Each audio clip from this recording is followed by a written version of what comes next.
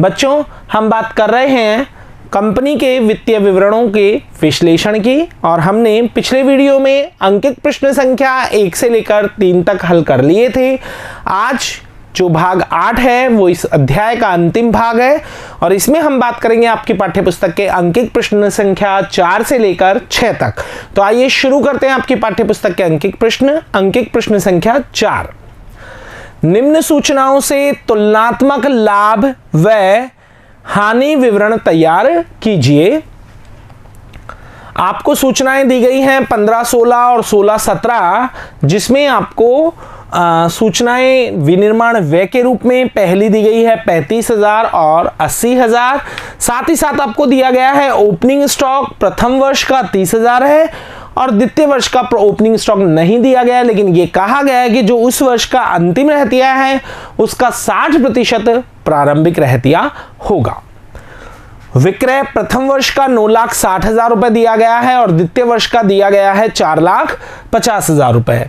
बाह्य वापसी जिसे आप कहते हैं परचेज रिटर्न, प्रथम वर्ष की 4,000 रुपए है और द्वितीय वर्ष की 6,000 रुपए है। इस बात का कोई प्रभाव यहां नहीं पड़ेगा कि नकद क्रय या उधार क्रय, क्योंकि दोनों को जोड़कर आपको लेस करना है।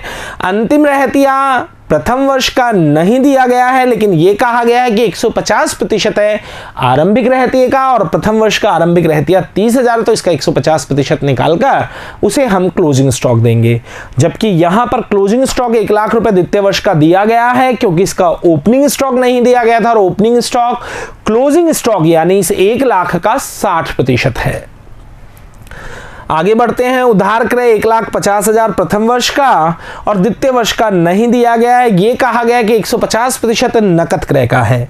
रोकड़ क्रय 80% उधार क्रय का यानी 1,50,000 का और द्वितीय वर्ष में रोकड़ क्रय 40,000 रुपए दिया गया है, क्योंकि उसमें उधार क्रय नहीं दिया गया है। बाहरी ढुलाई 10,000 और 30,000। भवन आपको दिया गया है 1 लाख और 2 लाख। साथ ही साथ भवन पर हास 20% और 10%। बैंक अधिविकर्ष पर ब्याज प्रथम वर्ष में 5,000 है, जबकि द्वितीय वर्ष में कुछ भी नहीं है। 10% ऋण पत्र आपको 2 लाख एवं दूसरे वर्ष में दिए गए हैं 20 लाख रुपए। कॉपीराइट के विक्रय से लाभ 10,000 और 20,000। व्यक्तिगत कार के विक्रय से हानि, यदि यहां पर कार के विक्रय से हानि होती तो हम उसे लाभ हानि विवरण में शामिल कर लेते, लेकिन यहां पर दी गई है व्यक्तिगत कार के विक्रय से हानि और व्यक्तिगत कार का मतलब है स्वामी की निजी कार और पृथक अस्तित्व अवधारणा के कारण स्वामी के निजी व्ययों को व्यापार के व्ययों से अलग रखा जाता है, इसलिए इसे वित्तीय विवरण में शामिल नहीं करेंगे।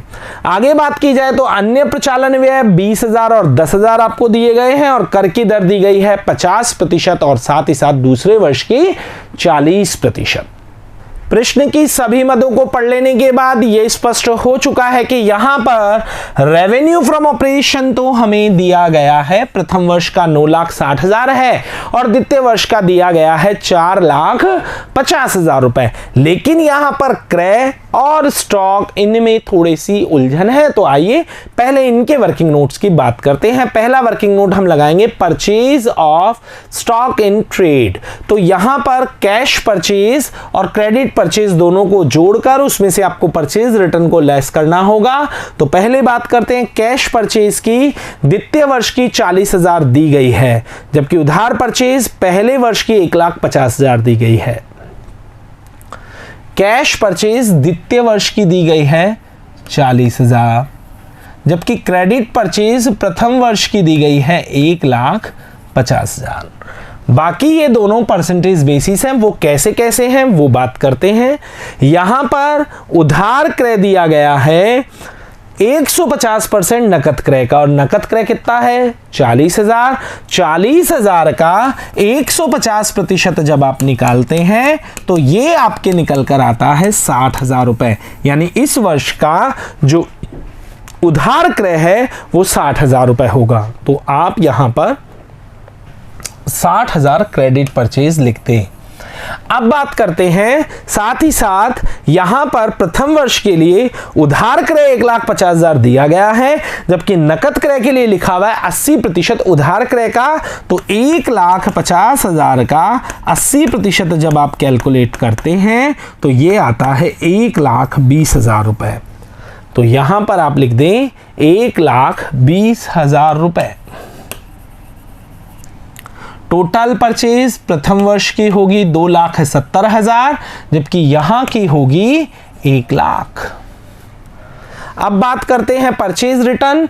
तो प्रथम वर्ष की जो रिटर्न है वो आपको दी गई है 4,000 रुपए, जबकि वहां पर दी गई है 6,000 रुपए।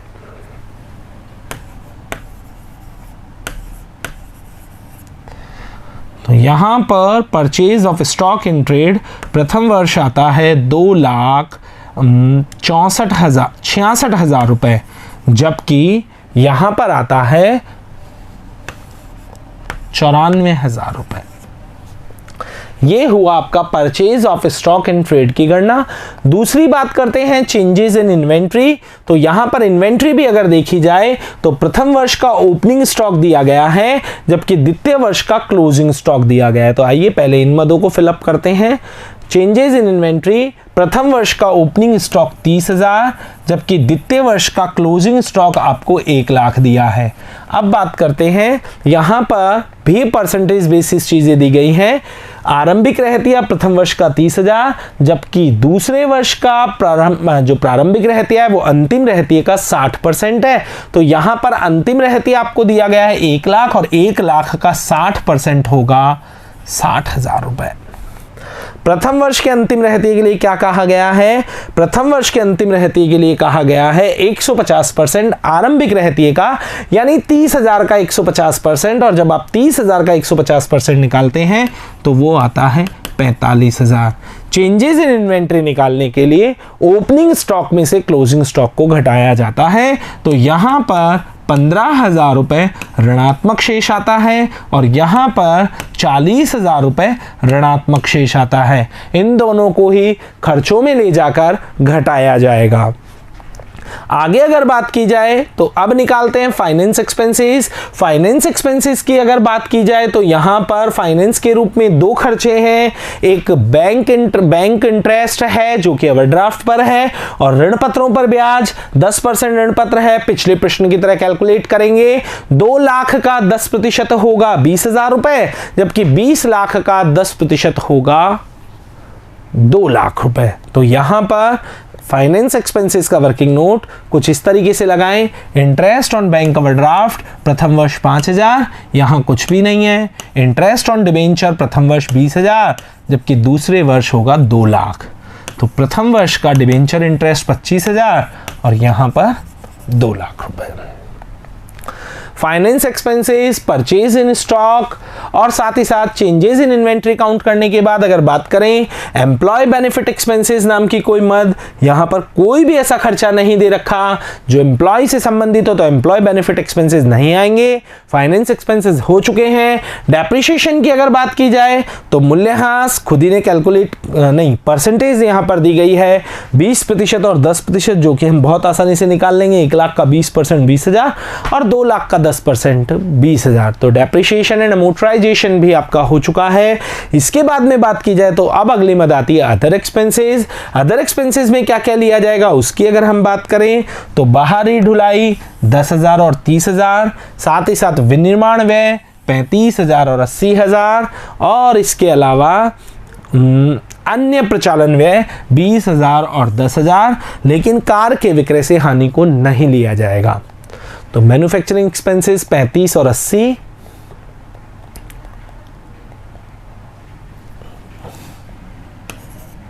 प्रथम वर्ष 35,000 और ये 80,000। कैरीज आउटवर्ड का खर्चा आपको दे रखा है 10,000 और 30,000।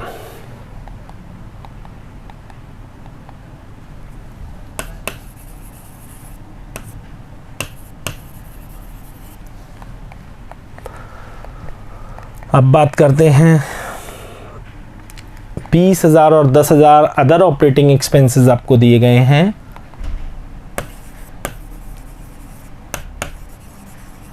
इनका टोटल लगा लीजिए। इनका टोटल लगाने पर ये आता है 65,000 रुपए और ये आता है आपके 1,20,000 रुपए।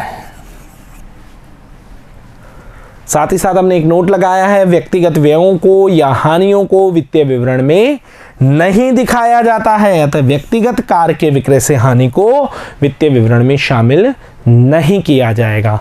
सभी वर्किंग नोट्स हमने मुख्य तौर पर तैयार कर लिए हैं। अब आते हैं हम कंपैरेटिव इनकम स्टेटमेंट में। तो सबसे पहले लिखेंगे रेवेन्यू फ्रॉम ऑपरेशन। प्रश्न में दी गई सूचना प्रथम वर्ष का 9,60,000, जबकि द्वितीय वर्ष का आपको दिया गया है 4,50,000 रुपए। अदर इनकम के रूप में आपको दिया गया है कॉपीराइट के विक्रय से लाभ प्रथम वर्ष में 10,000 और द्वितीय वर्ष में 20,000।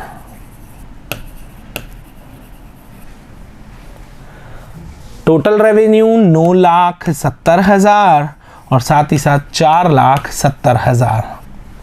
अब बात करते हैं आइए खर्चों की। Purchase of stock in trade आपने कैलकुलेट किया है 2,66,000 और 94,000।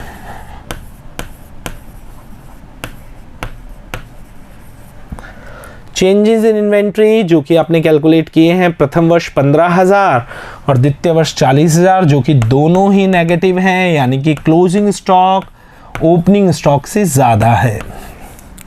फाइनेंस कॉस्ट बिल्कुल प्रथम वर्ष की 25,000 है, जबकि द्वितीय वर्ष की 2 लाख है। इसके बाद डेप्रिसिएशन एंड अमोर्टाइजेशन एक्सपेंसेस प्रथम वर्ष के 20,000 और द्वितीय वर्ष के भी 20,000। वो कैसे आए ये आपको बता देते हैं। यहाँ पर डेप्रिसिएशन की दर 1 लाख का 20% 20,000 और यहाँ पर 2 लाख का 10% 20,000 होगा।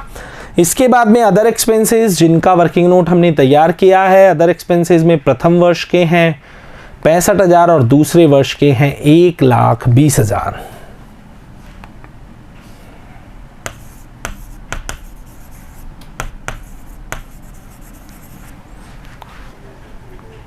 सभी व्ययों को लिख लेने के बाद अब बात करते हैं योग की। तो प्रथम वर्ष का योग अगर हम खर्चों का लगाते हैं तो 2,66,000, 25,000 और 20,000 65,000 को जोड़कर उसमें से 15,000 चेंजेस इन इन्वेंट्री के घटाने के बाद खर्चों का योग आता है 3,61,000। द्वितीय वर्ष की अगर बात करें तो 2,20,000, 1,20,000 और 94,000 का योग लगाकर उसमें से चेंजेस इन इन्वेंट्री के 40,000 घटाने के बाद खर्चों का योग आता है 3,94,000। अब क्या करना होगा, 9,70,000 जो टोटल रेवेन्यू है उसमें से 3,61,000 के टोटल एक्सपेंसेस घटाने होंगे। इसी तरह से 4,70,000 जो टोटल रेवेन्यू है उसमें से 3,94,000 रुपए के आपको व्यय लेस करने होंगे। तो बात करते हैं प्रॉफिट बिफोर टैक्स, जो कि 9,60,000 में से 3,61,000 घटाने के बाद ये राशि आपको प्राप्त होगी 9,70,000 जो टोटल रेवेन्यू है उसमें से 3,61,000 रुपए घटाने के बाद आपको जो राशि प्राप्त होगी वो होगी 6,09,000 रुपए। द्वितीय वर्ष की अगर बात की जाए तो 4,70,000 के रेवेन्यू फ्रॉम ऑपरेशन में से 3,94,000 घटाने के बाद जो राशि प्राप्त होगी वो प्राप्त होगी मात्र आपको 76,000 रुपए। टैक्स की दर, प्रश्न में अगर कर की दरों की बात की जाए तो प्रथम वर्ष में 50% कर है, जबकि द्वितीय वर्ष में 40% कर है। तो 6,09,000 पर जब आप 50% टैक्स की गणना करते हैं तो ये टैक्स आता है 3,04,500 और टैक्स के बाद जो प्रॉफिट बचता है वो भी बचता है 3,04,500, क्योंकि कर की दर जब 50% हो तो कर की राशि और कर के बाद बचने वाले लाभ की राशि दोनों समान होती हैं। अब बात करते हैं 40% टैक्स की, जो कि लगेगा 76,000 पर, और 76,000 का 40% जब आप टैक्स निकालते हैं तो ये आता है 30,400 रुपए। और इसे घटाने के बाद 30,400 का टैक्स घटाने के बाद जो प्रॉफिट की राशि बचेगी वो बचेगी 45,600 रुपए। जैसा कि आप देख रहे हैं कि तुलनात्मक आय विवरण में प्रथम कॉलम में हमने रेवेन्यू फ्रॉम ऑपरेशन और उससे संबंधित व्ययों को लिखा है, जबकि दूसरे और तीसरे कॉलम में हमने दी गई मदों से आय की गणना की है। अब बात करते हैं कॉलम नंबर 4 एवं 5 की। तो जैसा कि आपको पता है कि कॉलम नंबर 4 में दोनों वर्षों की तुलना कर मदों में जो परिवर्तन हुआ है, वृद्धि या कमी, उसकी गणना की जाएगी और उसके पश्चात कॉलम नंबर 5 में गणना की जाएगी प्रतिशत वृद्धि या कमी की, जो कि आधार वर्ष यानी कि कॉलम नंबर 2 में जो मूल्य लिखे होंगे 15-16 में, उस पर गणना की जाएगी। तो आइए बात करते हैं। सबसे पहले अगर बात करें तो रेवेन्यू फ्रॉम ऑपरेशन यहां पर 9,60,000 रुपए से 4,50,000 रुपए हो रहा है। इसका मतलब रेवेन्यू फ्रॉम ऑपरेशन में 5,10,000 रुपए की कमी है। तो इसे आप कोष्टक में शो करेंगे। अदर इनकम, जैसा कि आप देख रहे हैं, अदर इनकम में हमने केवल कॉपीराइट के विक्रय से लाभ को लिया है और व्यक्तिगत कार के विक्रय से हानि को छोड़ दिया है, क्योंकि व्यक्तिगत आय और व्ययों को लेखांकन में शामिल नहीं किया जाता, उन्हें पृथक रखा जाता है। तो यहां पर अगर बात करें तो अदर इनकम जो है वो प्रथम वर्ष की 10,000 है, जबकि द्वितीय वर्ष की 20,000 है। इसका मतलब इसमें 10,000 रुपए की वृद्धि हुई है। टोटल रेवेन्यू 970 में से 470 घटाने के बाद 5 लाख रुपए की कमी आपको नजर आ रही है। इसे आप कोष्टक में रख देंगे। इसके बाद अगर बात करें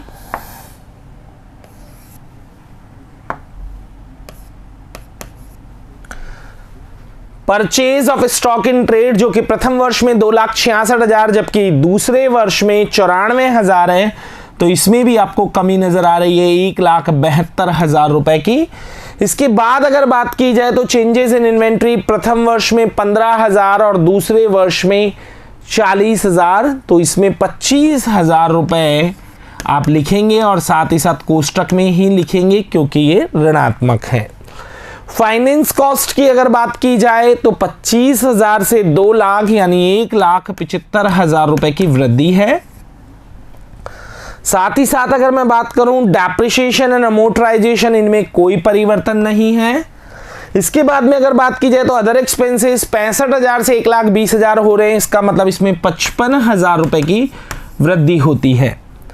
अब 3,61,000 प्रथम वर्ष के कुल एक्सपेंसेस हैं, जबकि 3,94,000 द्वितीय वर्ष के कुल एक्सपेंसेस है। तो यहां खर्चों में बढ़ोतरी है और वो है 33,000 रुपए। आगे देखा जाए तो प्रॉफिट बिफोर टैक्स, जो कि आपने ज्ञात किया है 6,09,000 से मात्र हो रहा है 76,000, तो प्रॉफिट बिफोर टैक्स में कमी है और वो कितनी है 5,33,000 रुपए। इसके बाद टैक्स जो लगा है प्रथम वर्ष में 3,04,500 रुपए, जबकि द्वितीय वर्ष में 30,400 रुपए टैक्स लगा है। अगर इनका अंतर हम निकालते हैं तो वो आता है 2,74,100 रुपए। यहां अगर बात करें तो प्रॉफिट जो करंट ईयर का प्रॉफिट है टैक्स के बाद 3,04,500 प्रथम वर्ष का है और 45,600 दूसरे वर्ष का है। तो अगर इसका अंतर निकाला जाए तो यह आता है 2,58,900 रुपए। इनकी गणना करने के बाद अब बात करते हैं प्रतिशत परिवर्तन यानी कॉलम नंबर 5 की। तो ये जो आपने वृद्धि या कमी ज्ञात की है, इनका प्रतिशत निकाला जाएगा 15 और 16 के मूल्यों पर। ऐसा किया जाता है तुलनात्मक आय विवरण में। तो 5,10,000 का प्रतिशत जब आप 9,60,000 पर निकालते हैं तो यह प्रतिशत लगभग आता है 53.13%। 10,000 का प्रतिशत 10,000 पर निकालने पर यह आता है 100%। 53.13 को आप कोष्टक में रखेंगे क्योंकि यहां वृद्धि की जगह कमी शो हो रही है। 5 लाख का प्रतिशत 9,70,000 पर निकालते हैं तो इसकी गणना करने पर यह आता है 51.55%। अब बात करते हैं purchase of stock in trade, 1,72,000 की कमी दिख रही है और प्रथम वर्ष का मूल्य है 2,66,000, लगभग इसका प्रतिशत है 64.66%। 25,000 का जब आप 15,000 पर प्रतिशत निकालते हैं तो यह आता है 166.67%। 1,75,000 का 25,000 पर प्रतिशत ज्ञात करने पर उसकी गणना आती है लगभग 700% के आसपास। यहां कोई प्रतिशत नहीं निकाला जाएगा क्योंकि जो डेप्रिसिएशन एंड अमोर्टाइजेशन नाम की मद है उसमें किसी तरह की कोई वृद्धि या कमी नहीं हुई है। दोनों ही वर्ष समान राशि से हास चार्ज किया गया है। अब बात करते हैं अदर एक्सपेंसेस जो कि 55,000 रुपए की वृद्धि दिखाते हैं और इनका प्रतिशत निकाला जाएगा 65,000 पर और ये लगभग है 84.62%। 33,000 जो कुल एक्सपेंसेस में वृद्धि है उसका प्रतिशत 3,61,000 पर निकाला जाएगा और यह प्रतिशत है 9.14%। यहां कमी को आप कोष्टक में रखें, इस बात का विशेष तौर पर ध्यान रखें। आगे जब हम बढ़ते हैं तो 5,33,000 रुपए की वृद्धि है, 6,09,000 रुपए के लाभ पर वृद्धि नहीं है, कमी है, इसे कोष्टक में शो कीजिएगा। 5,33,000 का 6,09,000 पर जब आप प्रतिशत निकालते हैं तो लगभग 87.52% की गणना की जाती है। अब बात करते हैं टैक्स एक्सपेंसेस जिसमें आपको कमी नजर आ रही है 2,74,100 रुपए की और 2,74,100 का प्रतिशत निकाला जाएगा 3,04,500 पर जो कि एग्जैक्टली 90% आता है और 2,58,900 जो प्रॉफिट आफ्टर टैक्स है उसमें कमी आपको नजर आती है क्योंकि प्रथम वर्ष का है 3,04,500 रुपए जबकि द्वितीय वर्ष का है 45,600, तो 2,58,900 का प्रतिशत निकाला जाएगा 3,04,500 पर और ये लगभग आता है 85.02%। प्रश्न संख्या 4 को पूरा कर लेने के बाद अब बात करते हैं अंकित प्रश्न संख्या 5। निम्नलिखित सूचनाओं से शेफाली लिमिटेड का समरूप लाभ हानि विवरण यानी कि अब की बार आपको common size profit and loss statement तैयार करना होगा। प्रचालन से आगम रेवेन्यू फ्रॉम ऑपरेशन पहले वर्ष का 6 लाख है और दूसरे वर्ष का 8 लाख है। अप्रत्यक्ष व्यय जो कि सकल लाभ का 25% दिया हुआ है दोनों ही वर्षों में। प्रचालन से आगम की लागत यानी cost of revenue from operation कह दीजिए या कॉस्ट ऑफ गुड सोल्ड कह दीजिए, वो दे रखी है 4,28,000 और 7,28,000। अन्य आय जो आपको दी गई है वो दी गई है 10,000 और 12,000 और आयकर दिया गया है 30%। सबसे पहले कॉमन साइज में जो परसेंटेज हमें निकालने हैं वो हमें पता है दोनों वर्षों की रेवेन्यू पर निकाले जाएंगे, लेकिन यहां जो सबसे बड़ी समस्या है वो है अप्रत्यक्ष व्ययों की, क्योंकि अप्रत्यक्ष व्यय निकाले जाएंगे सकल लाभ के प्रतिशत पर और जो नया इनकम स्टेटमेंट का हम फॉर्मेट बनाते हैं उसमें डायरेक्ट नेट प्रॉफिट निकलता है। तो ग्रॉस प्रॉफिट की गणना आपको वर्किंग नोट में करनी होगी और उसके आधार पर आप 25% जो निकालेंगे वो ग्रॉस प्रॉफिट का 25% जो निकालेंगे वो होगा अप्रत्यक्ष व्यय। तो यहां हम किस तरीके से इनकम स्टेटमेंट तैयार करेंगे पहले वो सुने। सबसे पहले आप लिखेंगे revenue from operation, other income, दोनों को जोड़कर टोटल रेवेन्यू निकाल लेंगे। Cost of revenue from operation और साथ ही साथ अप्रत्यक्ष व्यय यानी कि इनडायरेक्ट एक्सपेंसेस, इन दोनों को एक्सपेंसेस हेडिंग के नीचे लिखेंगे। दोनों का योग लगाने के बाद टोटल एक्सपेंसेस आ जाएगा। टोटल रेवेन्यू में से टोटल एक्सपेंसेस को घटाएंगे और फिर आ जाएगा प्रॉफिट बिफोर टैक्स और साथ ही साथ फिर आपको घटाना होगा टैक्स जो कि दिया गया है 30%। यहां सबसे इंपॉर्टेंट जो है वो है 25% सकल लाभ का इनडायरेक्ट एक्सपेंसेस निकालना, उसके बारे में बात करेंगे।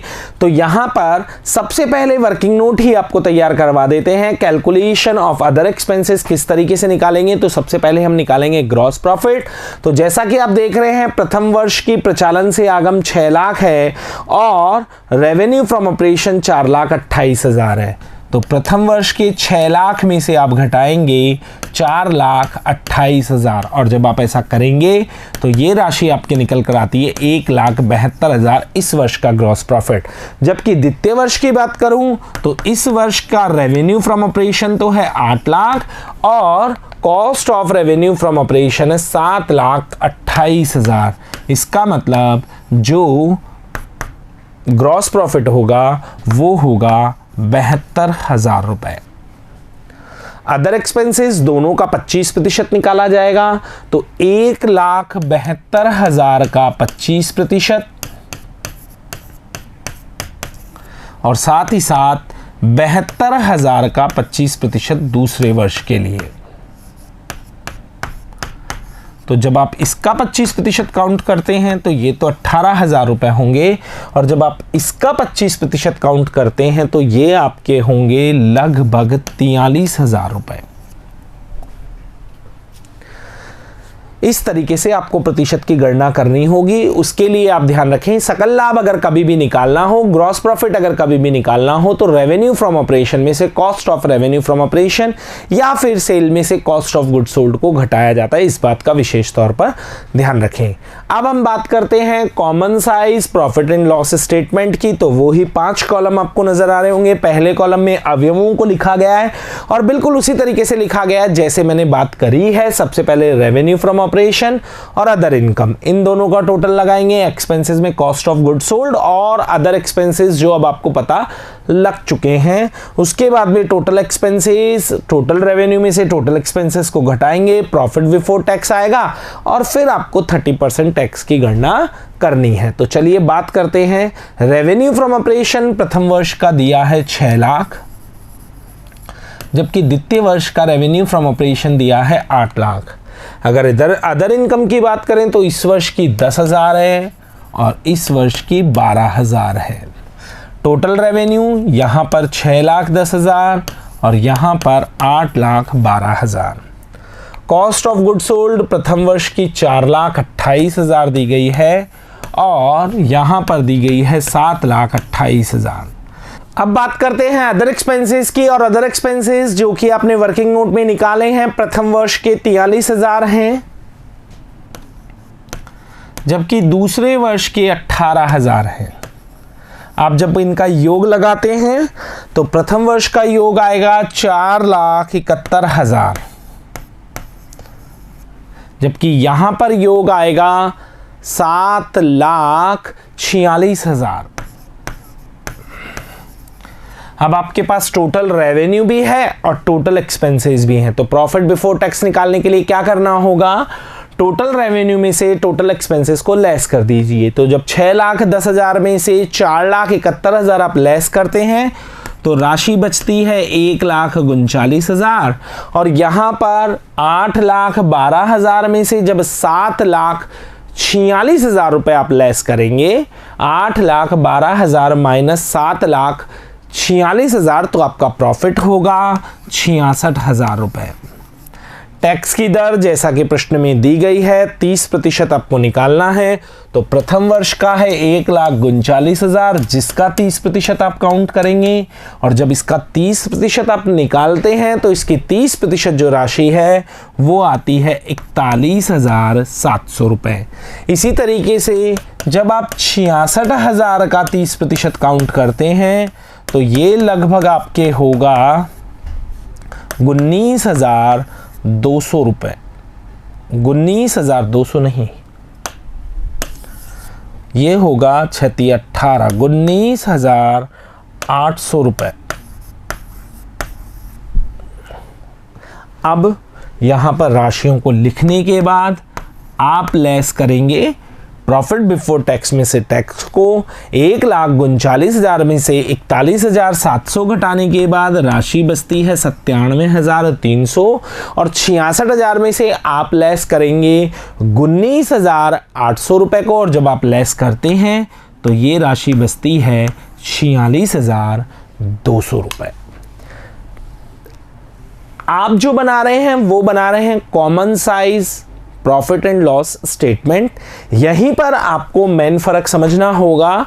यदि आप कंपैरेटिव इनकम स्टेटमेंट या प्रॉफिट एंड लॉस स्टेटमेंट बना रहे होते तो आपको दोनों कॉलम्स का डिफरेंस निकालकर, यानी 2015-16 और 2016-17 का अंतर निकालकर यहां लिखना होता और उसके प्रतिशत की गणना कर यहां करनी होती। लेकिन हम बात कर रहे हैं कॉमन साइज समरूप समानाकार आय विवरण की।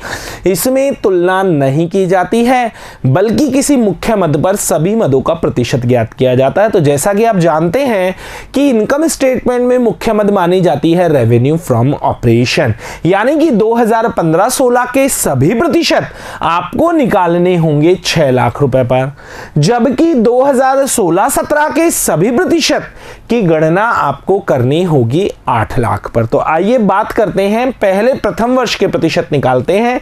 6 लाख का प्रतिशत अगर 6 लाख पर निकालेंगे तो वो तो 100 ही होगा, या उसे आप डायरेक्ट 100 लिख सकते हैं। 10,000 का प्रतिशत 6 लाख पर आप निकालते हैं तो ये आता है 1.67 प्रतिशत। 6 लाख 10,000 का यदि 6 लाख पर प्रतिशत निकालेंगे तो ये आएगा 101.67 प्रतिशत। 4,28,000 का 6 लाख पर प्रतिशत निकालने पर यह आता है 71.33, और प्रतिशत कैसे निकालेंगे वो आपको पता होना चाहिए। 4,28,000 बटा 6 लाख गुणा 100। 43,000 का जब आप 6 लाख पर प्रतिशत निकालेंगे तो यह आएगा 7.17 प्रतिशत। 4,71,000 का 6 लाख पर प्रतिशत निकालने पर यह राशि आती है 78.50 प्रतिशत। 1,39,000 का प्रतिशत भी आपको 6 लाख पर निकालना होगा। 1,39,000 बटा 6 लाख गुणा 100, और जब आप ऐसा करते हैं तो ये प्रतिशत आता है 23.17 प्रतिशत। 41,700 का 6 लाख पर प्रतिशत जब निकाला जाएगा तो प्रतिशत होगा 6.95 प्रतिशत, और 97,300 बटा 6 लाख गुणा 100 करने पर अंतिम प्रतिशत आता है 16.22 प्रतिशत। ये बात हुई 15-16 की। सभी प्रतिशत किस पर निकाले गए हैं? 6 लाख पर। अब बात करते हैं 16-17 की। 16-17 के सभी प्रतिशत किस पर निकाले जाएंगे? 8 लाख पर निकाले जाएंगे, क्योंकि उस वर्ष का रेवेन्यू फ्रॉम ऑपरेशन 8 लाख है। तो 8 लाख का 8 लाख पर प्रतिशत निकालेंगे तो वो तो 100 ही होगा। अब बात करते हैं 12,000 बटा 8 लाख गुणा 100, तो ये आता है 1.50 प्रतिशत। 8 लाख 12,000 बटा 8 लाख गुणा 100, तो ये आता है 101.50 प्रतिशत। 7,28,000 का प्रतिशत निकालेंगे जब आप 8 लाख पर, तो 7,28,000 बटा 8 लाख गुणा 100, और जब आप ऐसा करते हैं तो ये प्रतिशत आता है 91 प्रतिशत। 18,000 का प्रतिशत 8 लाख पर निकालने पर 2.25 प्रतिशत। 7,46,000 बटा 8 लाख गुणा 100, और ये प्रतिशत होगा 93.25 प्रतिशत। 66,000 का प्रतिशत 8 लाख पर निकालने पर यह प्रतिशत आता है 8.25 प्रतिशत। 19,800 का प्रतिशत भी आप 8 लाख पर निकालेंगे, और 19,800 का प्रतिशत जब हम 8 लाख पर निकालते हैं तो यह आता है 2.48 प्रतिशत। और अंतिम जो प्रॉफिट आफ्टर टैक्स है वो है 46,200। इसका प्रतिशत जब आप 8 लाख पर निकालते हैं तो ये आता है 5.77 प्रतिशत।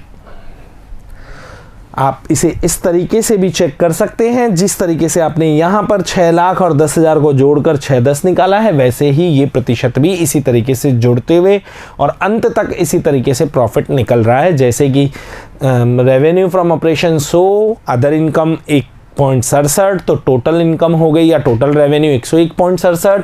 फिर एक्सपेंसेस में 2 मदे 71.33 और 7.17 को जोड़ा 78.50।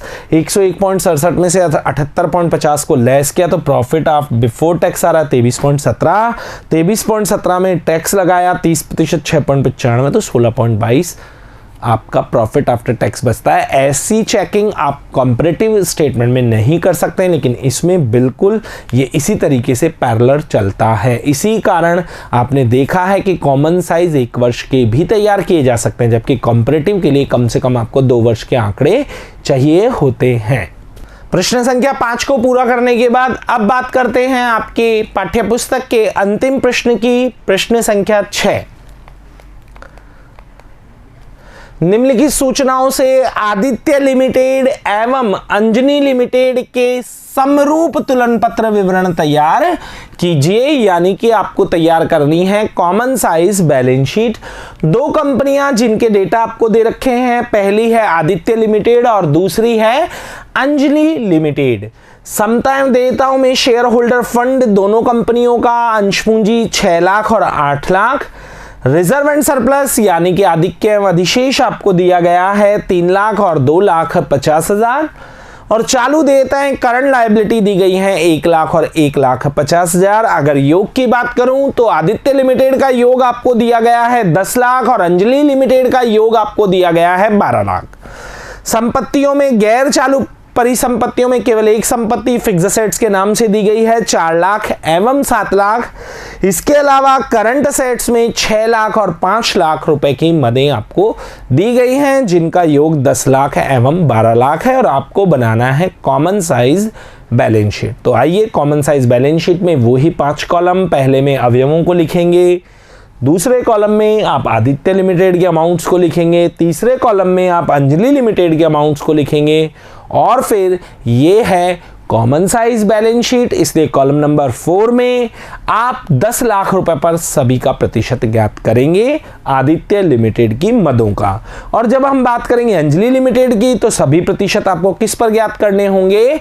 12 लाख रुपए पर, क्योंकि कॉमन साइज बैलेंस शीट समरूप तुलन पत्र में संबंधित मदों का प्रतिशत उसी वर्ष के संपत्ति एवं दायित्व के कुल योग पर निकाला जाता है। और अगर आप समरूप आय विवरण बना रहे हैं, जैसे कि आपने एग्जाम्पल उदाहरण प्रश्न संख्या 5 में देखा, वहां पर मुख्य मद रेवेन्यू फ्रॉम ऑपरेशन थी, तो सभी प्रतिशत को आपने रेवेन्यू फ्रॉम ऑपरेशन पर निकाला है। तो आइए शुरू करते हैं common size balance sheet. Common size balance sheet Aditya limited, Anjali limited, percentage of Aditya limited and percentage of Anjali limited, इस तरह का कुछ फॉर्मेट आपको तैयार करना होगा। सबसे पहले शेयर होल्डर फंड में शेयर कैपिटल जो कि आदित्य लिमिटेड की दी गई है 6 लाख और अंजलि लिमिटेड की दी गई है 8 लाख।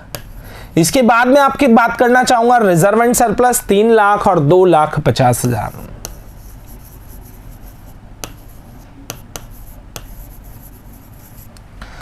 करंट लायबिलिटीज 1 लाख और 1,50,000। योग जैसा कि दिया गया है, प्रथम जो पहली कंपनी है उसका दिया गया है 10 लाख और जो द्वितीय कंपनी है उसका योग दिया गया है 12 लाख।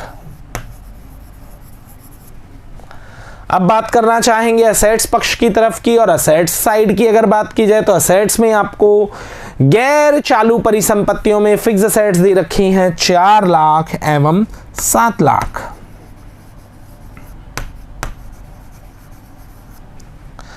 और करंट असेट्स आपको दी गई हैं 6 लाख एवं 5 लाख।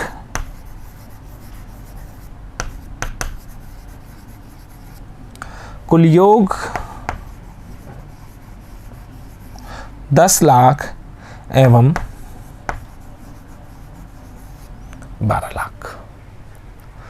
अब यहां बात करते हैं परसेंटेज की, तो आदित्य लिमिटेड के सभी परसेंटेज आपको 10 लाख पर निकालने हैं और अंजलि लिमिटेड के सभी परसेंटेज आपको 12 लाख पर निकालने हैं। तो चलिए शुरू करते हैं। पहले यहां पर आप 100 लिख दीजिएगा, क्योंकि योग का जो प्रतिशत इसमें आएगा तुलन पत्र का वो 100 आता है।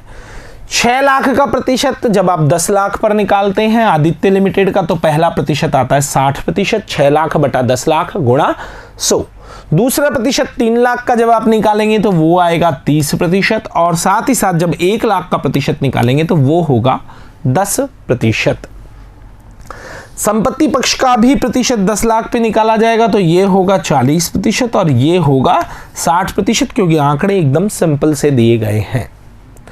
अब बात करते हैं अंजलि लिमिटेड की, तो अंजलि लिमिटेड की जो प्रतिशत निकाले जाएंगे वो 12 लाख पर होंगे। 8 लाख बटा 12 लाख गुणा 100 जब आप करते हैं तो पहला प्रतिशत आता है 66.67%।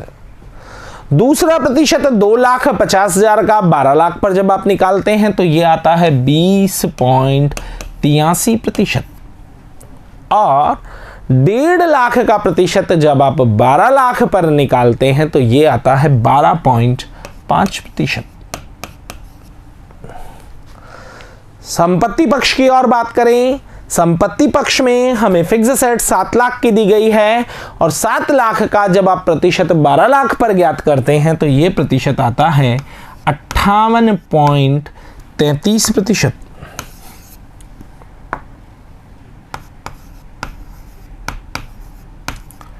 और अंतिम प्रतिशत आपको निकालना है 5 लाख का, जो कि आपको 12 लाख पे निकालना होगा और ये प्रतिशत होगा 41.67%। इसी के साथ इस अध्याय का अंतिम प्रश्न भी पूरा होता है। अगले वीडियो में बात करेंगे अगले अध्याय की। तब तक के लिए धन्यवाद।